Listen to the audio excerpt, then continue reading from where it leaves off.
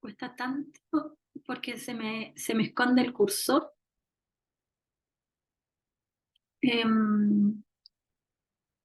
Ocultar. Ay, ¿por qué no puedo? Ocultar participantes. Ay, sí. Ya. Vamos a comenzar entonces la clase de estrategias de intervención ahora en el nivel pragmático. No puedo, no puede ser.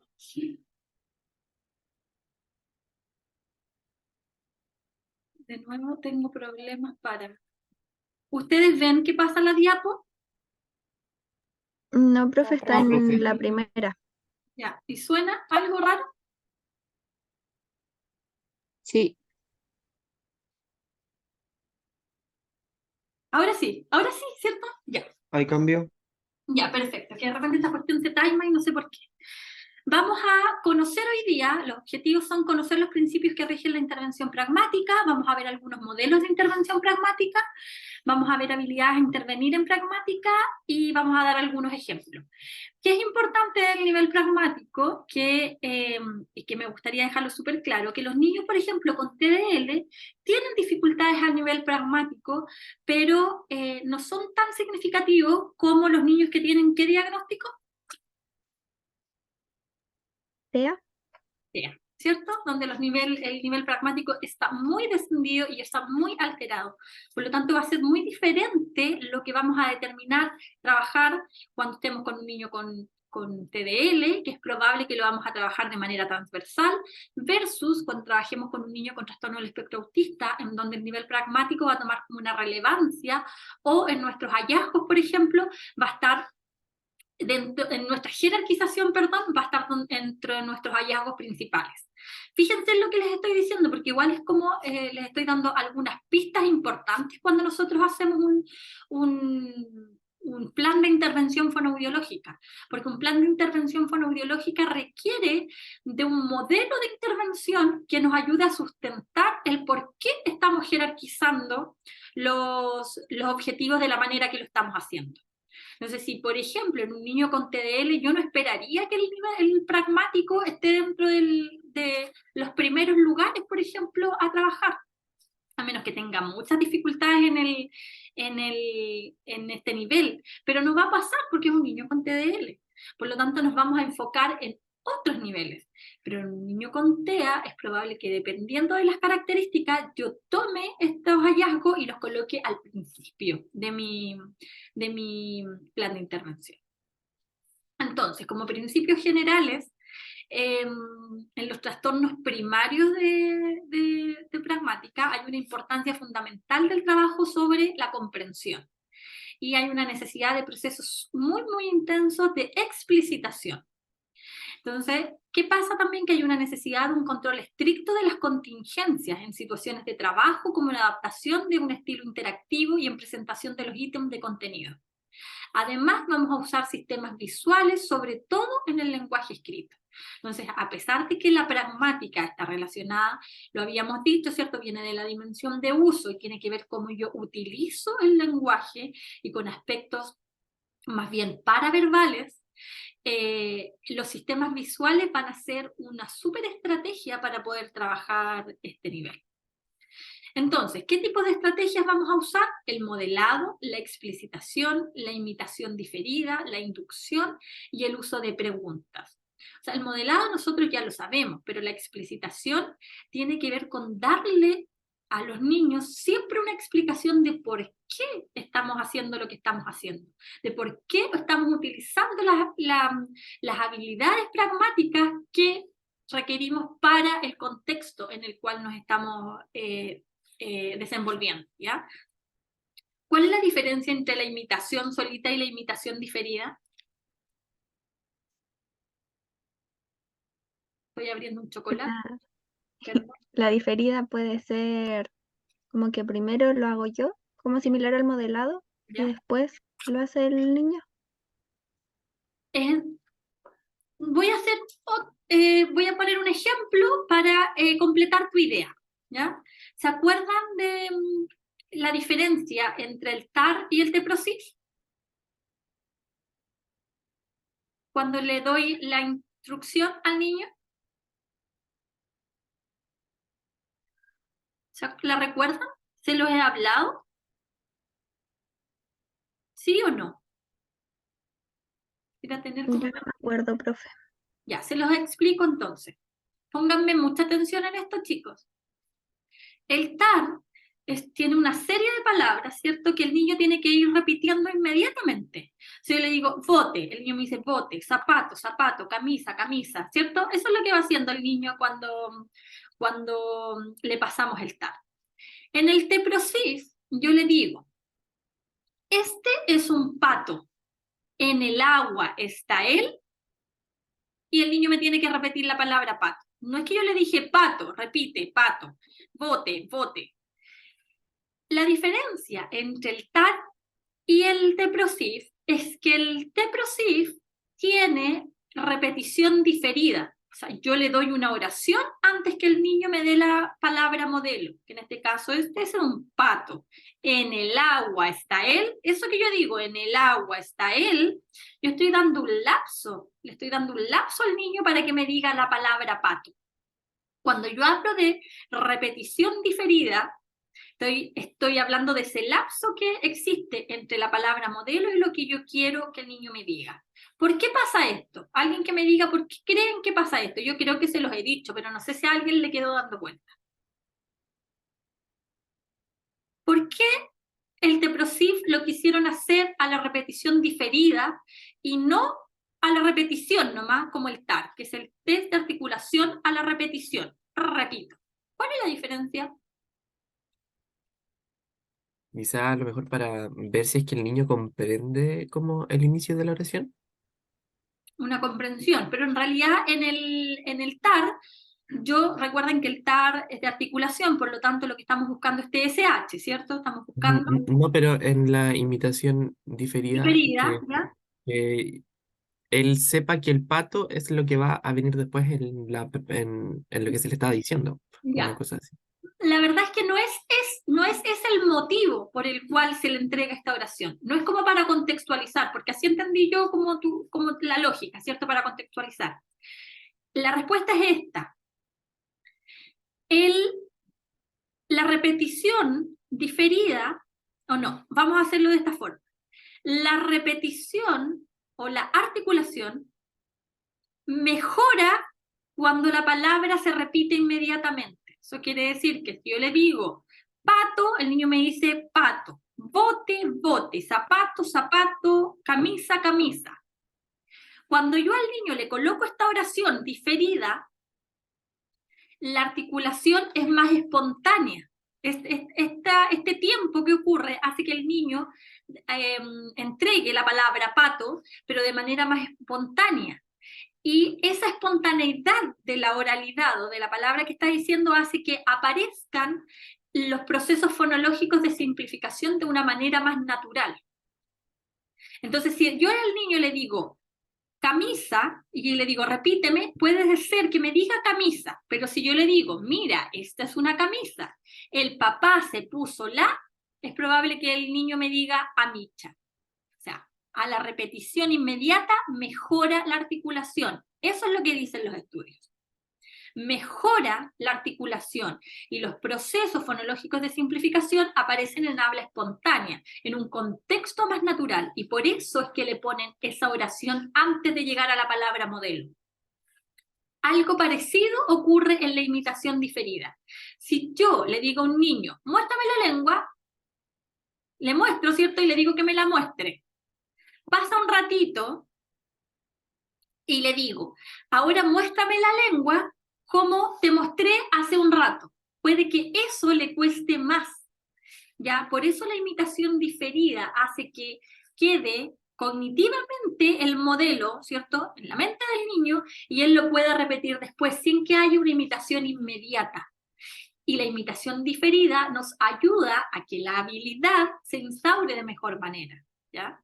Estoy hablando de cualquier tipo de imitación. Yo les puse una imitación motora, ¿cierto?, de mostrar la lengua, pero puede ser cualquier cosa, ¿ya? Un comportamiento, puede ser... obviamente estamos hablando del nivel pragmático, por lo tanto estamos hablando del uso del lenguaje, ¿ya? ¿Se entendió la diferencia entre la imitación e imitación diferida y la repetición diferida? ¿Se entendió? Yo al menos sí, profe. Ya. La importancia, ¿cierto?, de este espacio para ver si en realidad la habilidad o la espontaneidad o la naturalidad de la habilidad que queremos instaurar, ¿cierto?, está ahí. ¿Qué será la inducción? ¿Qué es inducción?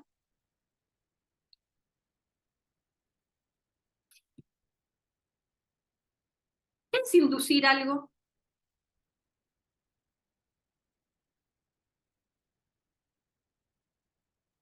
Es como darle un acercamiento. Es como, claro, es como entregar, la inducción sería como, pero ni siquiera sería como una clave o un bootstrapping, porque es lo que es como entregar como los primeros lineamientos, como la base, como inducir, entregar el modelo. Pero no es lo mismo que el modelado. ¿Por qué no es lo mismo que el modelado? ¿Cuál es la diferencia? Como todo. Es que en O el sea, modelado, perdón, es que en el modelado no se espera que el niño como que te responda. Me parece que el modelado no esperabas una respuesta de parte del niño. Exactamente, en el modelado uno nunca espera la respuesta. Y en la inducción tú también puedes esperar que te pregunten cosas, ¿ya? En la inducción tú entregas información y puede haber una contrarrespuesta, porque lo que estás haciendo es como analizar. En el modelado tú entregas el modelo correcto solamente. En la inducción tú entregas información y puedes esperar también que alguien te diga, ¿sabes que eso no lo entendí? Explícamelo, ¿ya? ¿Por qué? Como que da como para... da para comprender ciertos elementos, ¿ya?, que estamos tratando de entregar. Ya, y el uso de preguntas es fácil, ¿cierto? El uso de preguntas es una estrategia que se utiliza mucho en pragmática porque nos ayuda, obviamente, es como que igual nos ayuda un poco a explicitar y también es parte como de una inducción de lo que queremos que el niño logre. ¿Cuáles son los factores determinantes? La eficacia de estrategias formales están directamente ligadas al nivel cognitivo, ¿ya? Eso quiere decir que a un niño con alguna dificultad cognitiva, con capacidades cognitivas descendidas, va a ser más complejo trabajar en el nivel pragmático, ¿ya? Y el perfil general en el que se inscriben los trastornos pragmáticos, por ejemplo, el trastorno del espectro autista versus el trastorno específico del lenguaje o TDL, va a determinar la eficacia y rapidez en los resultados. Y es porque yo se los dije, generalmente en el TEL se trabaja de manera transversal y en el TEA, obviamente, eso está dentro de nuestra prioridad entre los objetivos, pero además hay algo súper importante y es que podemos tener dos niños con TEA y el niño con TEA que tenga más habilidades pragmáticas, lo más probable es que tenga un mejor pronóstico en cuanto a, obviamente, a este nivel, ¿ya? Y obviamente a las otras habilidades que queremos instaurar. Los programas deben ser intensivos y de larga duración. El comportamiento general del niño es un factor muy determinante, como la atención, impulsividad, aceptación de normas. Y esto está súper relacionado, obviamente, con las funciones ejecutivas. Recuerden que dentro de las funciones ejecutivas está el control o el control inhibitorio, y eso es lo que te permite ser menos impulsivo. La aceptación de normas y obviamente atención, concentración. Por lo tanto, algún niño que tenga también un trastorno de déficit atencional con o sin hiperactividad también van a ser determinantes en este nivel, ¿ya? La implicación del entorno es aún más determinante que en cualquier otra patología del lenguaje. Yo creo que no hay que darle muchas vueltas a eso, ¿no? O sea, un entorno favorecedor a nivel pragmático va a ser determinante para que estas habilidades se instauren.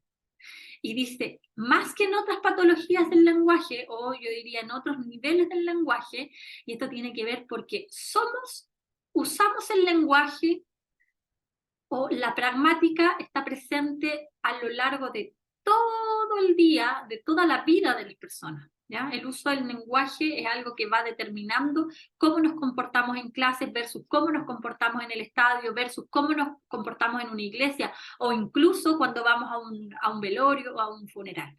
Entonces, el entorno, cómo se implica, es lo más determinante para poder lograr estas habilidades. Vamos a ver algunos modelos.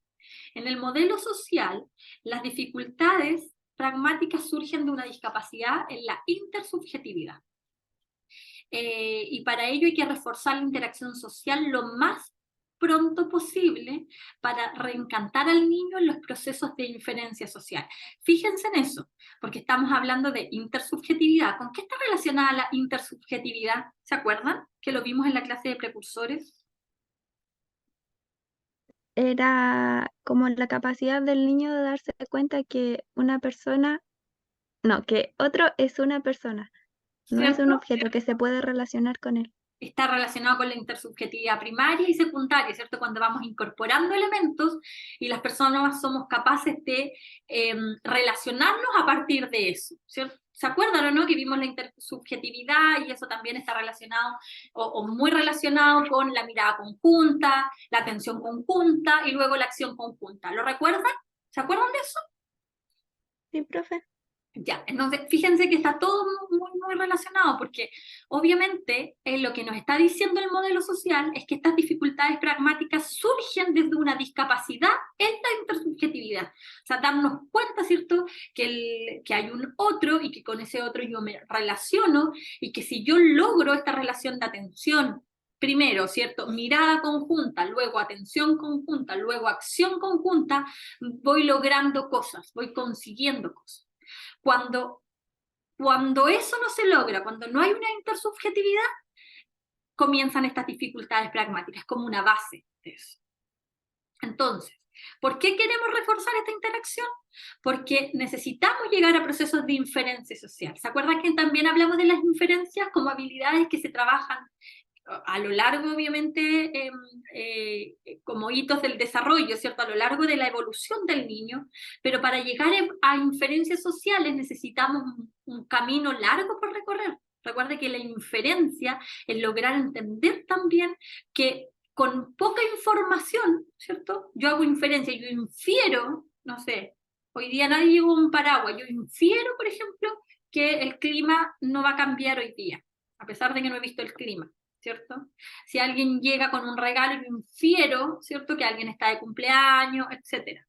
Pero si estuviéramos en época navideña y todos andan con paquetes de regalo en la calle y casi todos son verde con rojo o tienen dibujados unos viejos pascueros, yo puedo inferir, ¿cierto?, que son para la Navidad, pero si alguien llega con un regalo de otra temática, en la misma época yo hago inferencias a partir de información que nadie me ha entregado.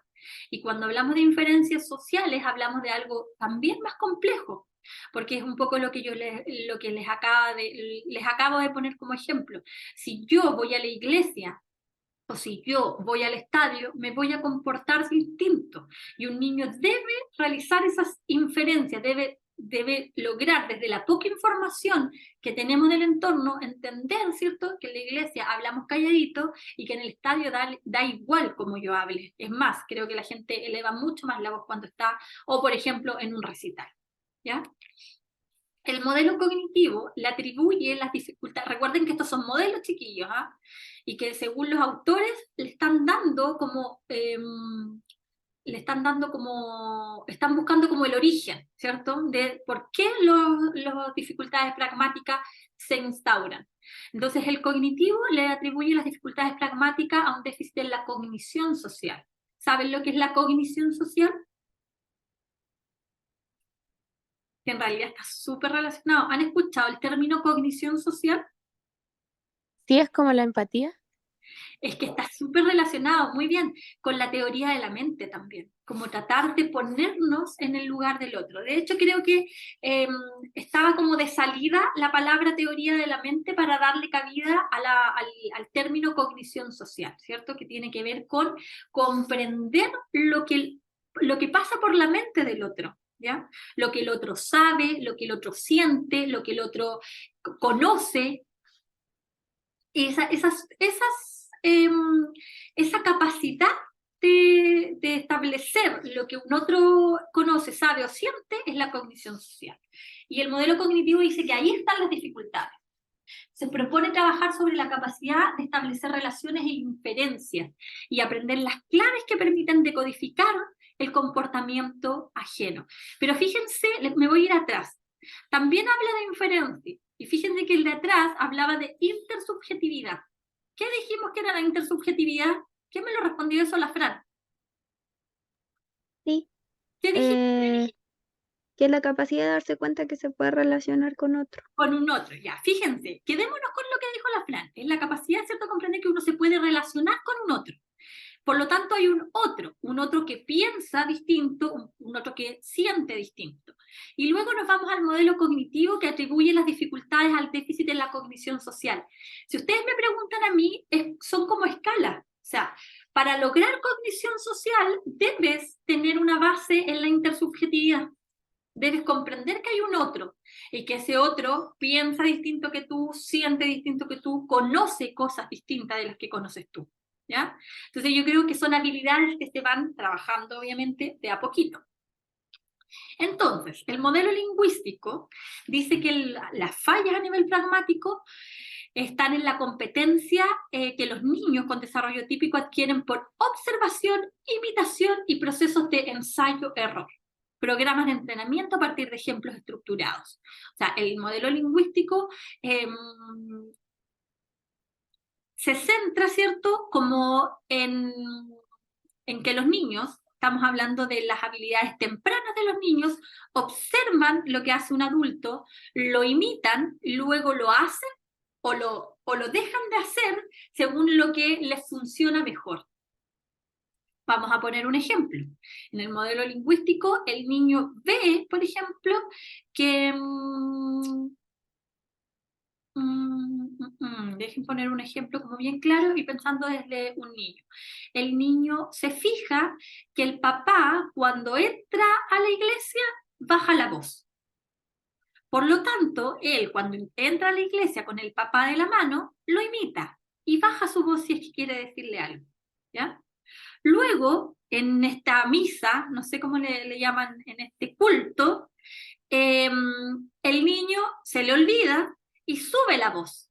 ¿Y el papá qué hace cuando el niño sube la voz? Lo mira con ojos de eso no se hace, ¿cierto? Y el niño, en este proceso de ensayo-error, o sea, alzo la voz, no, me están mirando feo, ¿qué es lo que hago? Vuelvo a bajar la voz. Eso es lo que indica el modelo lingüístico, ¿ya? Entonces, tú entrenas a los niños a partir de estos ejemplos, de estos modelos que están súper estructurados socialmente. Entonces, hay modelos centrados directamente en competencias pragmáticas y responden a principios de intervención, perdón que suene tanto de intervención directa y explícita, ¿ya? En los que se explica y se entrena un contenido pragmático puntual a través de situaciones dirigidas. Ejemplo, el role-playing o mediante soporte gráfico. Soporte gráfico suena bonito, mediante imágenes, ¿ya? Entonces yo les voy enseñando cómo espero yo, ¿cierto?, que estén correctas estas competencias pragmáticas y lo puedo hacer mostrándole cómo debiera ser o también entregándole imágenes. Y se entrena, es algo entrenable. Entonces, ¿cómo debe ser la intervención pragmática?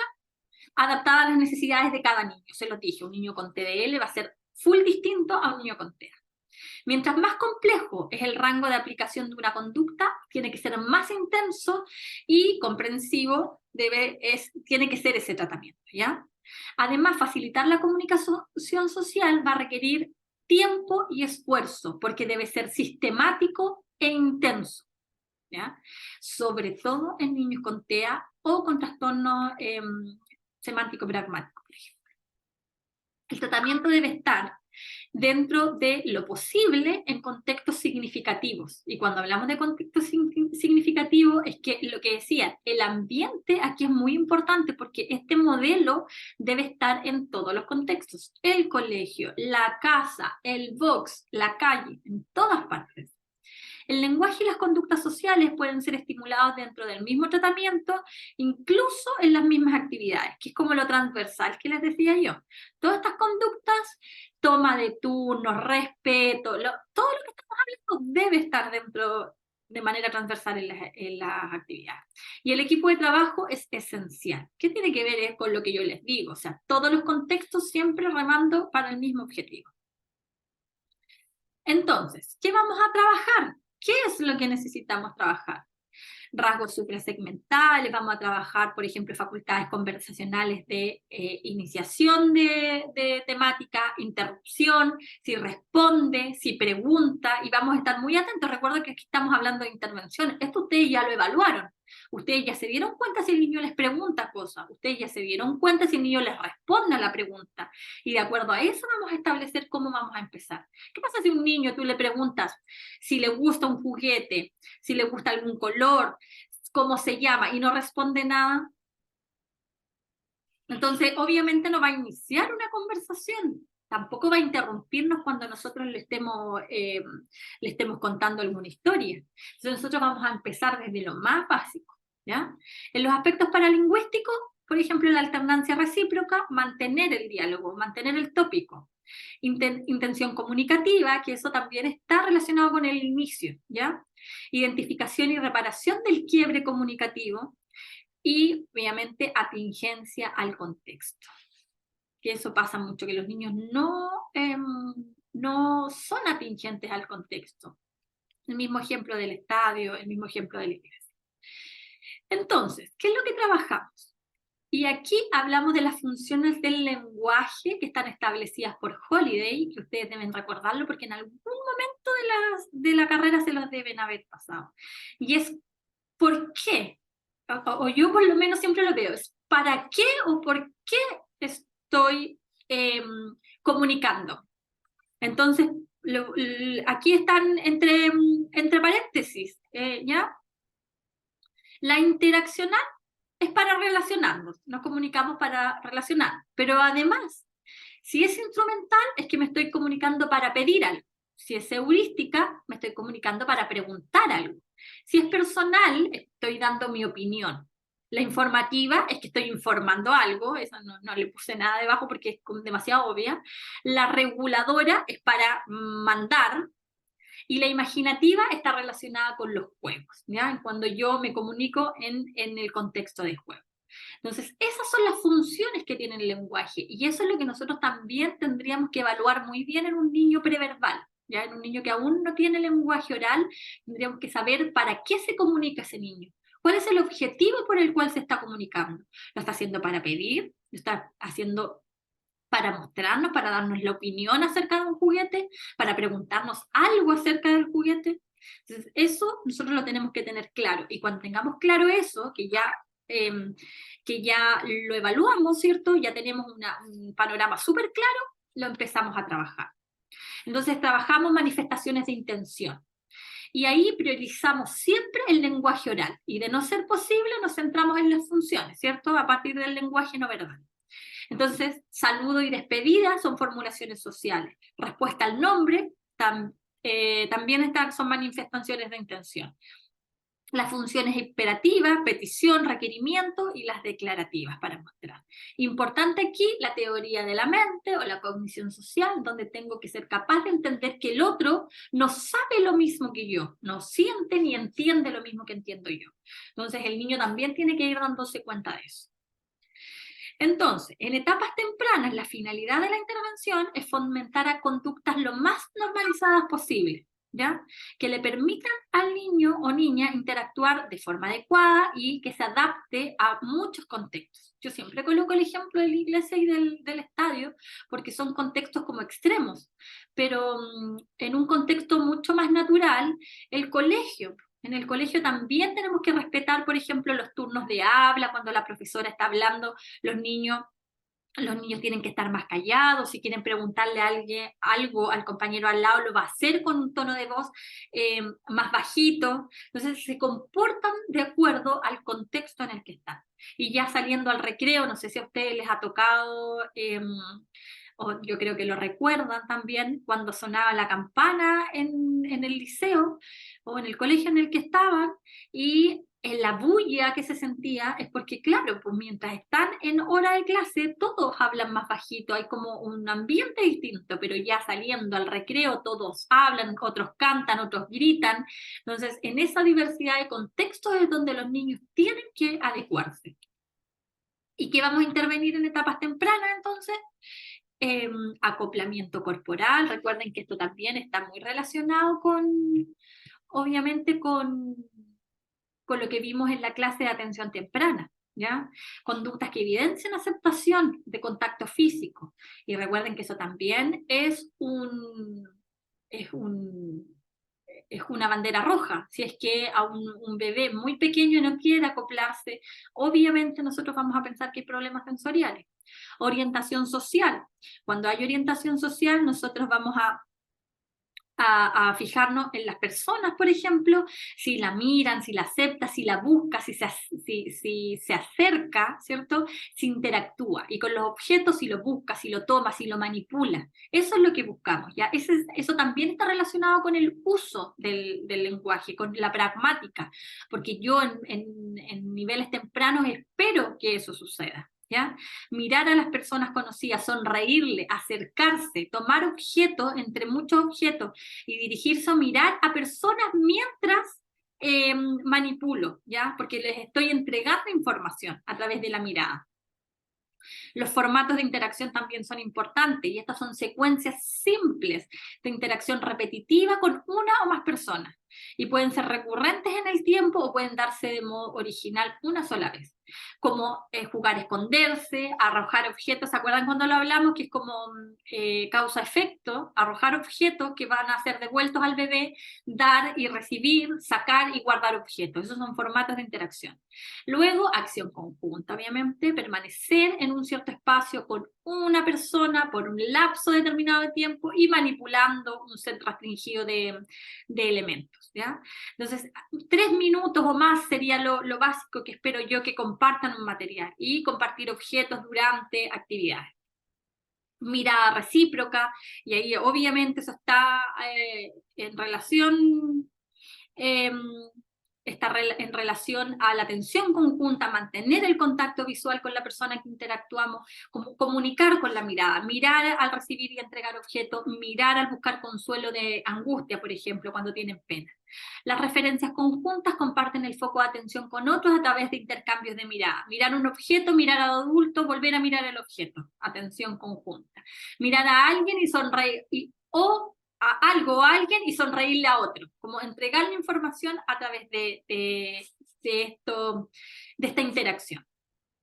Señalamiento, lo sabemos, ¿cierto?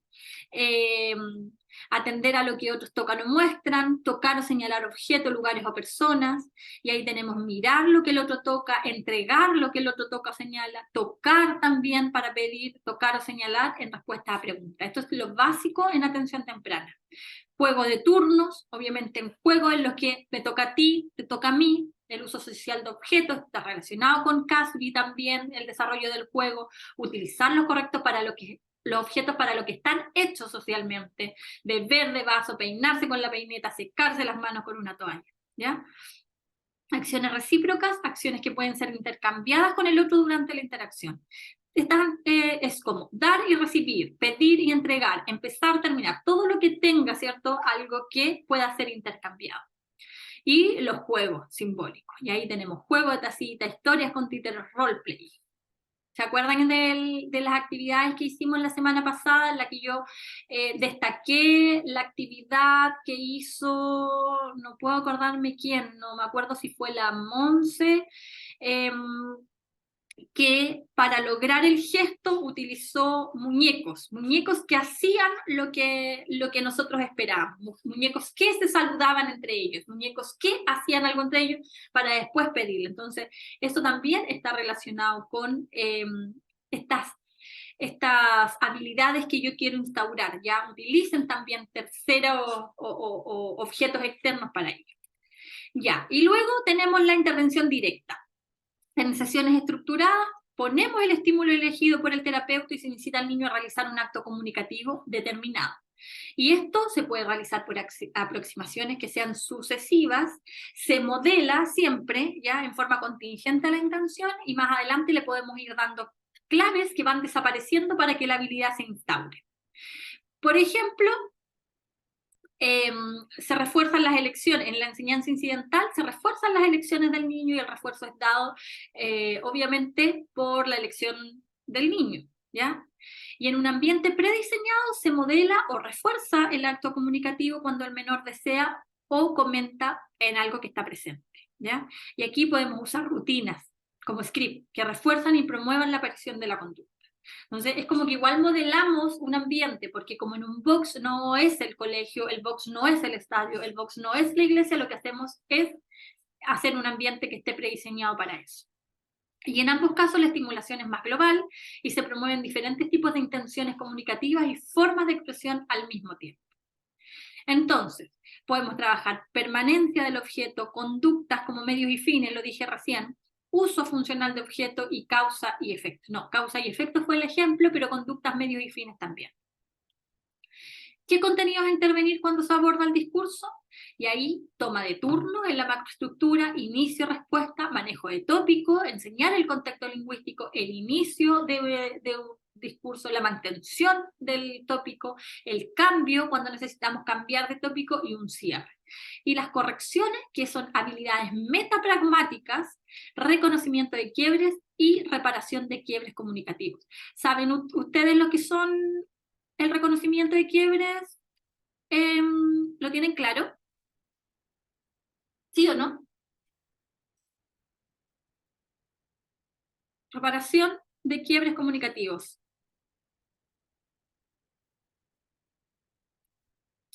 ¿Nadie? ¿Esos son todos no o son todos sí? Reconocimiento de quiebres comunicativos. Se fueron todos, no hay nadie.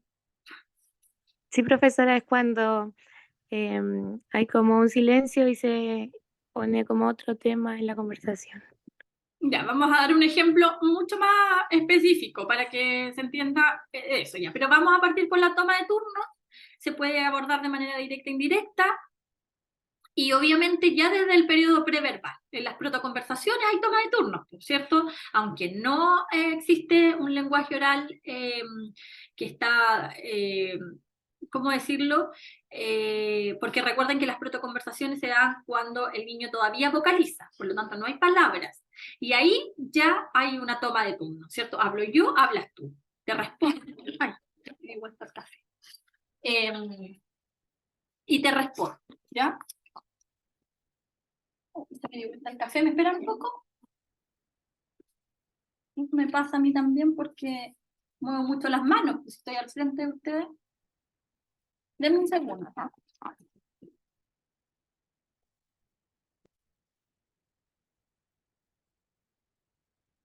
Ya, sigo. En la directa, juegos sociales con contacto físico, rutinas sociales, juegos de mesa. O sea, en los juegos de mesa, por ejemplo, te toca tu turno, me toca mi turno. Eso es claramente un toma de turno. En las rutinas sociales, te saludo, me respondas. También hay toma de turno. Espérenme que voy a acercar el basurero. En juegos sociales de contacto físico. ¿Qué se les ocurre a ustedes que es eso? Juegos sociales de contacto físico. ¿Tienen una idea a qué se refiere eso? Como, no sé si está correcto, pero como la tiña, por ejemplo. Turno, ¿cierto? Ahí también hay turnos. Le toca primero a uno llevar la tiña, el otro se esconde y hay juegos sociales de contacto físico. O no sé si alguna vez han jugado como a las manitos, ¿cómo se llama? Cuando pone la mano y uno le... ¿Cómo se llama eso? Manitos quemadas. Esa, ¿cierto?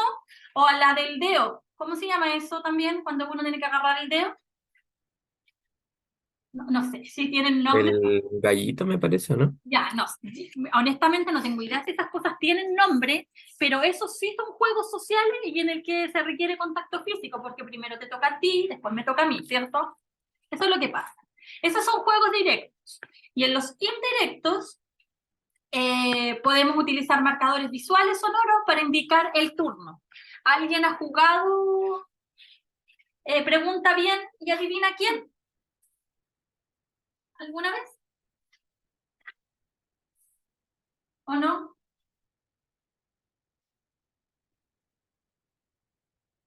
¿Alguien ha jugado eso o no? Sí, profe. En el pregunta bien y adivina quién, en los más topistas ahora, hay en el tablero, en la parte del centro, hay una cuestión que uno aprieta, ¿ya? Entonces cuando es tu turno se prende azul y cuando es el turno del otro se prende rojo, parece, no estoy segura. Entonces eso ya viene, o sea, como que te ayuda en el turno, porque te indican a través de una luz si te toca el turno a ti o le toca el turno al otro. Y bueno, los mejores marcadores son dados por la propia interacción, pero aquí yo me detengo diciendo que si un niño tiene dificultades a nivel pragmático, le va a ser difícil leer desde la propia interacción cuándo le toca, cuándo es su turno de hablar. ¿Se entiende? Va a ser difícil comprender cuándo es su turno de hablar. Pero cuando estamos en un buen uso del lenguaje, el silencio del otro te está indicando que es tu turno, ¿ya? Y eso los niños tienen que aprenderlo. Ya, manejo de tópico. Muy dependiente de los intereses del niño, niña, partiendo desde elementos que tienen que ser de su agrado. La intervención debe ser directa, se debe abordar el conocimiento compartido, se pueden usar materiales anexos como tarjetas, y en ocasiones se debe manipular todo el contexto social para producir cambios que son realmente significativos. Súper difícil de generalizar el manejo de tópico. Ahora, ¿qué nos serviría para manejo de tópico? Yo creo que lo que más sirve es como tener tarjetas. O sea, si yo estoy contando una historia, que para no desviarme del tema, ¿cierto? Tener algo que me ayude a mantenerme en ese tópico o temática. Y aquí tenemos los quiebres. ¿Qué es el quiebre? Implica reconocer quiebres comunicativos en el otro y después, y también en ti mismo o en sí mismo, y una vez lograda la participación y atención sostenida en la interacción, se trabaja. Entonces debe haber congruencia lingüística, un orden lógico y secuencial, y nos sirven también los absurdos verbales y los scripts. El quiebre comunicativo en el otro tiene que ver con, y esto es súper importante, se puede trabajar de manera indirecta a través de quiebres de rutinas, absurdos visuales, quiebres de reglas en un juego, y a nivel verbal y no verbal. Y se abordan como aclaraciones en el otro y luego como estrategias en sí mismo. Vuelvo a lo que dijo la Belén Párez. ¿Por qué? Porque para reconocer y reparar los quiebres comunicativos, primero, tú debes comprender cuando el otro se equivoca. Por lo tanto, si yo estoy hablando un tema, cambio abruptamente el tema, ya me pongo a hablar, por ejemplo, acerca de un regalo o de un cumpleaños, y de repente me paso a un tema que no tiene nada que ver, y lo que yo busco es que el niño se dé cuenta, ¿ya? Que reconozca que yo me equivoqué. Por lo tanto, por eso nos sirven los absurdos, porque lo que le estoy diciendo es que en una conversación hay algo que es lógico, y si yo me salgo de esa conversación, eso hace que mi conversación sea absurda, que no siga un orden lógico. ¿Ya?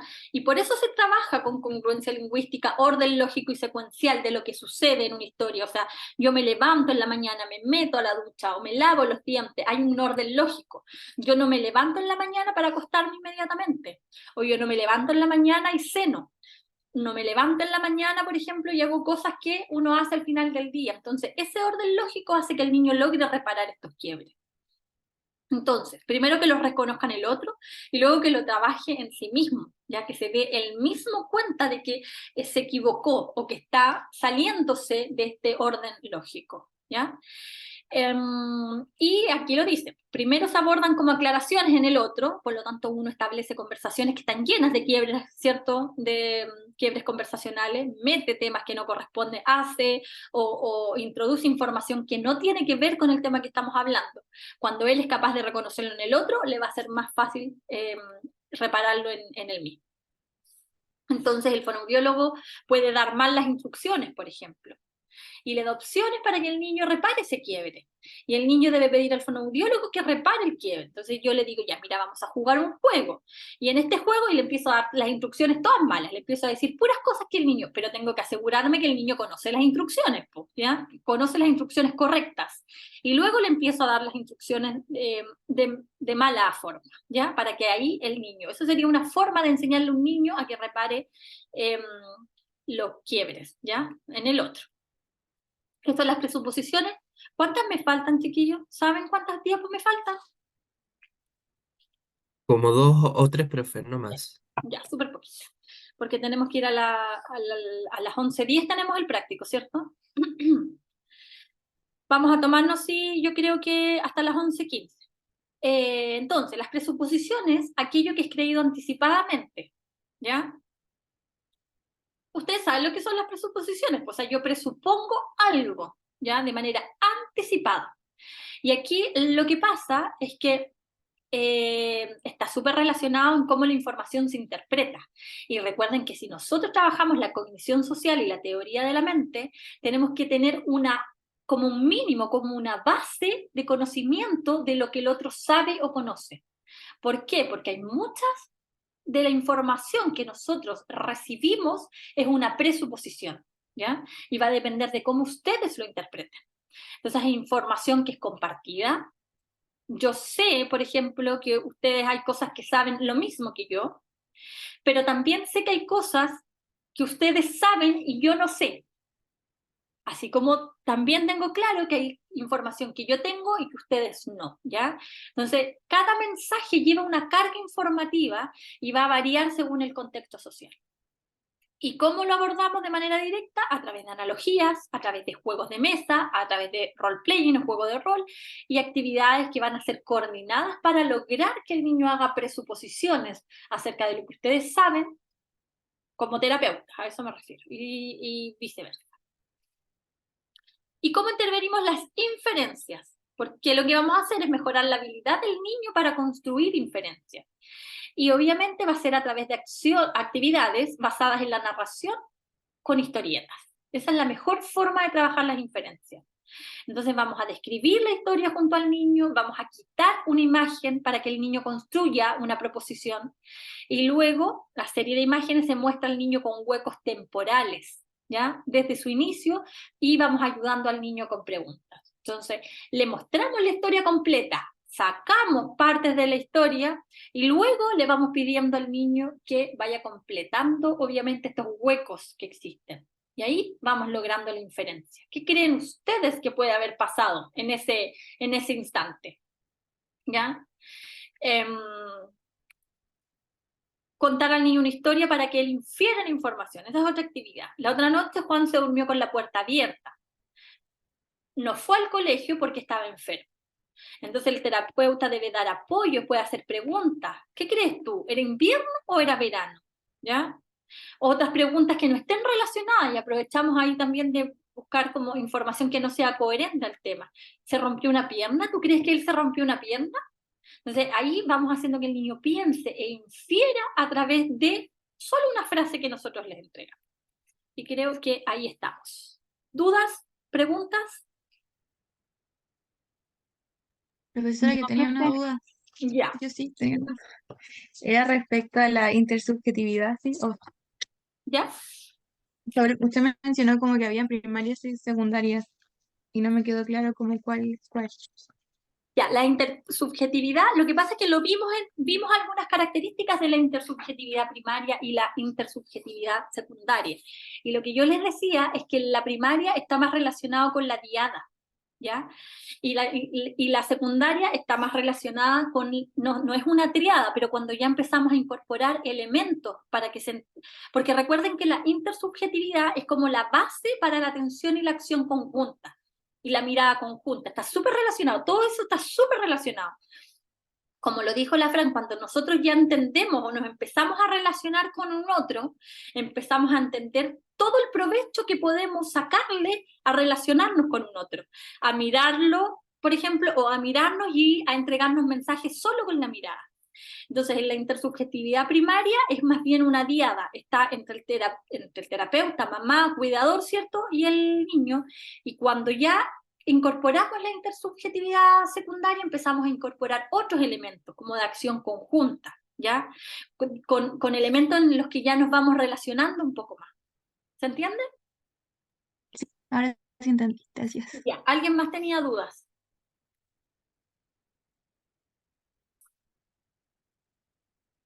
¿Alguien más levantó la mano? ¿Nadie? ¿Estamos listos entonces? Ya, voy a detener la clase ahora, porque obviamente hoy le puse grabación. Voy a detener la clase